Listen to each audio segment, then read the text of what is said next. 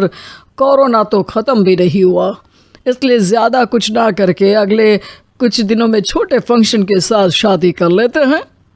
अमर के पापा की बात पर सब सहमत हो जाते हैं। कुछ दिन बाद दोनों की शादी हो जाती है और रश्मि अपने ससुराल पहुंच जाती है।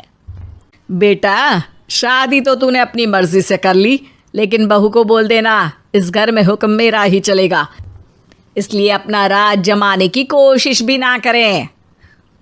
माँ, रश्मि को यहाँ सिर्फ प्यार, आशीर्वाद और अपनापन चाहिए, पैसा या राज नहीं। बेटी की बात पर सास मुंह बनाए वहां से चली जाती है और अब वो हर रोज रश्मि को परेशान करना और ताने देना शुरू कर देती है।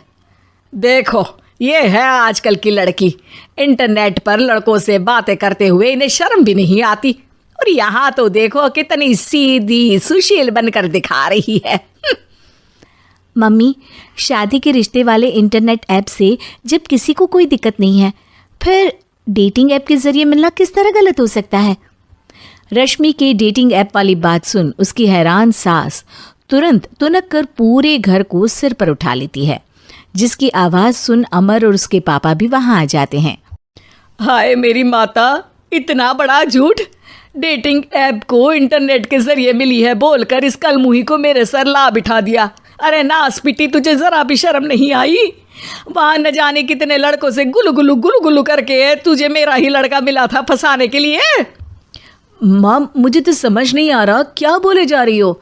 डेटिंग ऐप इस्तेमाल करना कोई अपराध नहीं है, और तुम रश्मि को ऐसा कैसे बोल सकती हो? मैं भी तो था उस ऐप पर। पहले उसके लिए माँ से झूठ बोला और अब लड़ाई कर रहा है। सास और अमर की बात सुनकर रश्मि हैरान खड़ी रहती है।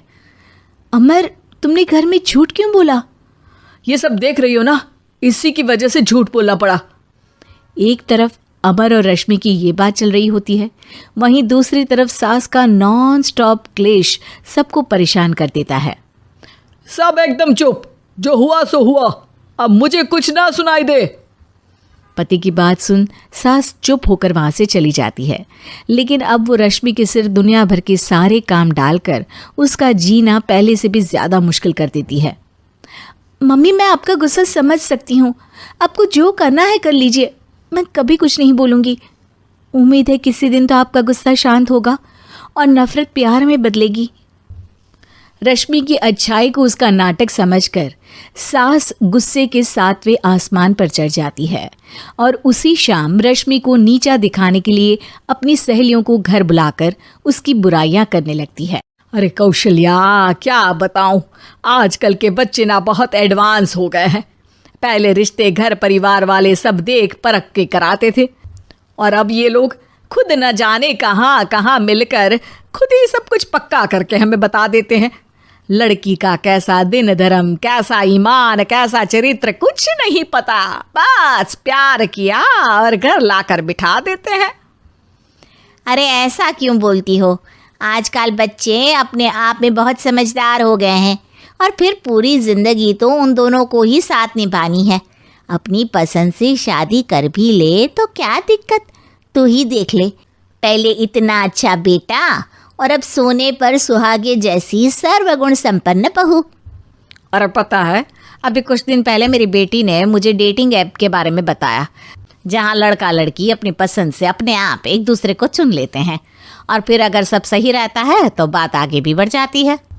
अरे इसमें इतना खुश होकर क्या बता रही हो? ये तो गलत है। न जाने कौन क्या है, कितना झूठ कितना सच है। अरे पर सोचो, जब तुम किसी के बताए रिश्ते को देखने जाते हो तो क्या एक ही बार देखने से सच झूठ का पता लगा सकती हो? ज़रूरी नहीं कि बच्चों का लिया फैसला हमेशा गलत हो। अरे बहुत बार हमसे भी तो गलत फैसले होते हैं ना। अच्छे बुरे लोग तो हर जगह मिल सकते हैं, फिर इसमें सिर्फ बच्चे ही गलत कैसे? सहेलियों की बात सुन सास सोच में पड़ जाती है, और इसी तरह कुछ दिन बीत जाते हैं, जिसमें ना तो वो रश्मि को परेशान करती है और ना ही कोई ताना सुनाती है, जिसे देख रश्मि परेशान हो जाती है। मम्मी, आपकी तबीयत तो ठीक है ना? कुछ दिनों से देख रही हूँ आप मुझे कुछ बोलती ही नहीं। तो मेरा परेशान करना ज्यादा अच्छा लगता है क्या? नहीं, आपकी शांति उससे ज्यादा परेशान कर रही है।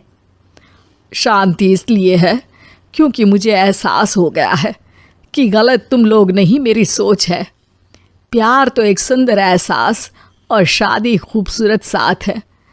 अगर ये साथ सच्चा है तो कहीं पर भी किसी भी तरह जुड़ा हो, उससे कोई फर्क नहीं पड़ता। आप कौन है? इतनी अच्छी बातें मेरी पत्नी तो नहीं बोल सकती। क्या आप भी?